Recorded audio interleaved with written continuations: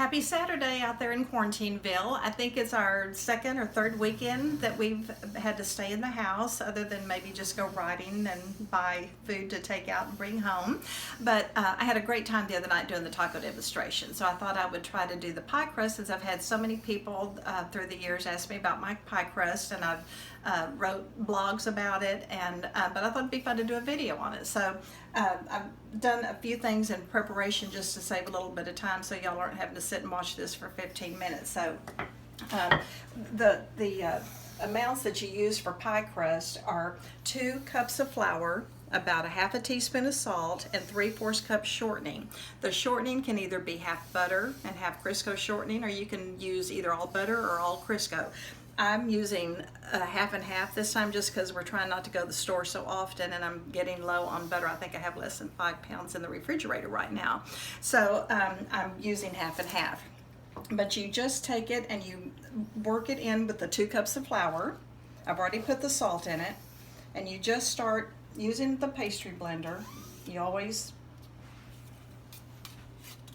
get the butter out of there and the shortening, and just keep working that in until it looks like this. It looks very crumbly.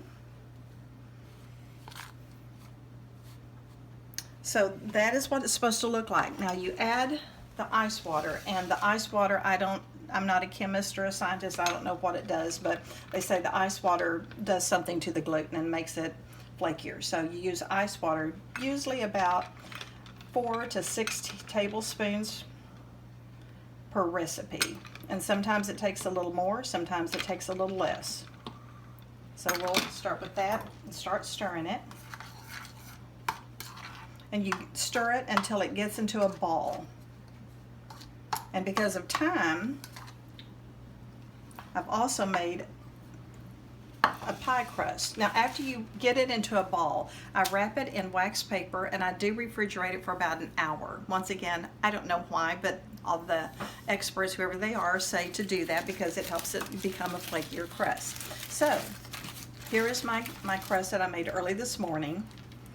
And I use wax paper. I know a lot of people buy those expensive sheets. I think you get them on Amazon or Williams-Sonoma, and they show you the exact size of the circle that you need for the pie plate. I like this just because I can I can pull it up to help me put the pie crust in the pie plate, and then I can just throw it away and I don't have to wash anything. Also remember, the more that you touch pie crust, it's going to toughen it. So try to touch it just as necessary.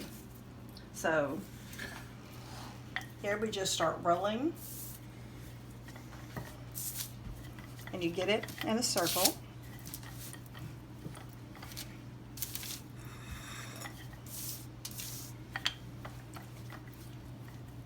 If you need to put a little bit more flour on it to keep it from sticking to the rolling pin, that's just fine.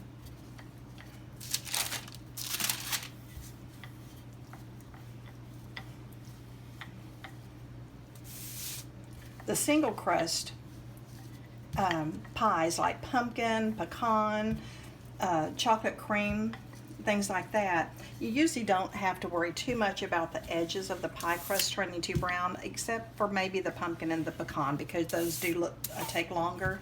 So you can get those little pie guards that run around the edge of the pie crust, and they do keep them from turning so brown. I usually add them about the last 10 to 15 minutes of baking time.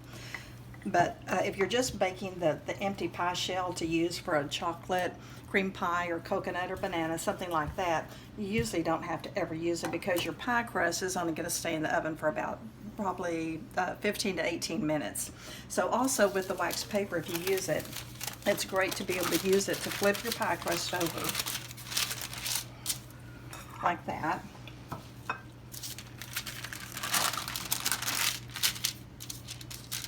And helps you be able to pick up the crust, place it in the pie plate,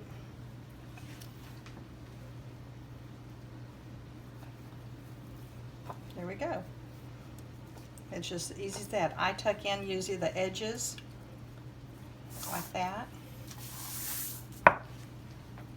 If you have some that aren't real even, just take some of the crust from the other side. It's just very easy to put it on there. If it is a single crust pie like this,